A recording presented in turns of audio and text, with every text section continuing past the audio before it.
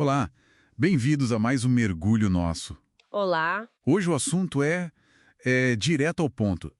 Teoria causalista neoclássica no direito penal. Isso, ou sistema neocantiano, né? Que surgiu ali no comecinho do século XX. Exato, foi até mais ou menos os anos 30, 40 e, olha, foi uma virada importante na forma de analisar um crime. Uma virada e tanto. A nossa missão aqui hoje, com base no material que a gente recebeu, é tentar entender como essa teoria colocou mais valor, mais interpretação na análise, sabe? Sim, deixando para trás aquela rigidez do sistema anterior, o clássico. Perfeito. Então vamos lá desempacotar isso. Vamos? E é bom lembrar que entender essas teorias não é só exercício acadêmico, né? Não mesmo. É fundamental para a gente poder aplicar o direito penal de um jeito, assim, mais seguro, mais racional. Com certeza. E a filosofia neocantiana teve um papel central nisso tudo. Aquela ideia de separar ciências da natureza e ciências da cultura. Onde entram os valores, né? Justamente. E aí nomes como Mesger, Reinhard Frank, Mayer foram essenciais. O curioso é que eles mantiveram a estrutura do crime, né? Fato típico, ilícito, culpável. A casca ficou a mesma. Exato. Mas o conteúdo, o recheio de cada uma dessas etapas ganhou novas valorações. Entendi. Então, começando pela ação. Como ficou? Ainda era aquele movimento voluntário que causa algo no mundo? A base ainda era essa, um movimento voluntário com o resultado.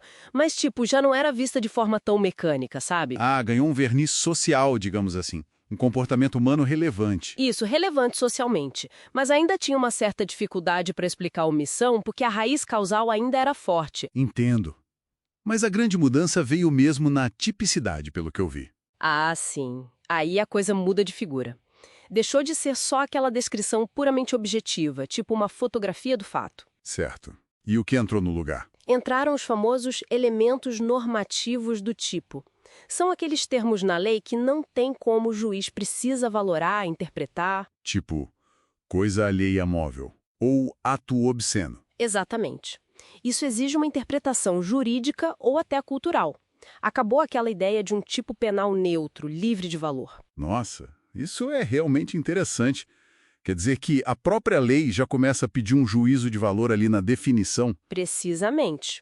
E não só isso. O que mais? Começaram a admitir também, mesmo que timidamente, os elementos subjetivos dentro do tipo. Ah, aquela intenção especial do agente.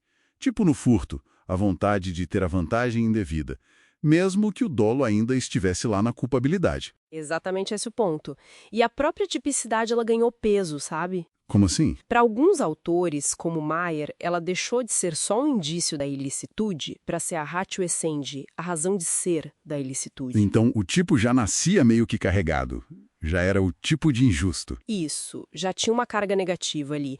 E na ilicitude, manteve-se a ideia de contradição com a ordem jurídica, mas deram mais foco na lesão ou perigo para o bem jurídico, a dimensão material. E admitiram também elementos subjetivos nas causas de justificação, né? Tipo, a intenção de se defender na legítima defesa. Perfeito. O querer se defender passou a ser considerado. Ok. Com tipicidade e ilicitude ganhando essa carga valorativa, imagino que a culpabilidade também tenha se transformado bastante. Saiu daquela ideia só psicológica. Totalmente. Essa foi, talvez, a transformação mais marcante. O conceito de culpabilidade virou predominantemente normativo. Normativo. O que isso significa na prática? Significa que a culpabilidade passou a ser vista como um juízo de reprovabilidade. A pergunta não era só se a pessoa agiu com dolo ou culpa. Mas sim se a gente podia reprovar essa pessoa? Pela conduta dela naquelas circunstâncias. Exatamente. Os elementos mudaram. Tinha a imputabilidade, que é a capacidade de entender e querer. Certo, a capacidade básica. Isso. O dolo e a culpa ainda estavam ali como espécies de culpabilidade. Embora já se começasse a falar num dolo normativo, misturando vontade e consciência da ilicitude. Uma mistura, então. É. E o elemento normativo-chave, consolidado pelo Reinhard Frank, a exigibilidade de conduta diversa. Verdade. Então, a questão crucial era, naquela situação concreta, era razoável esperar que a pessoa agisse de outro modo conforme o direito? É o coração da culpabilidade normativa. Só se pode reprovar alguém se era exigível um comportamento diferente.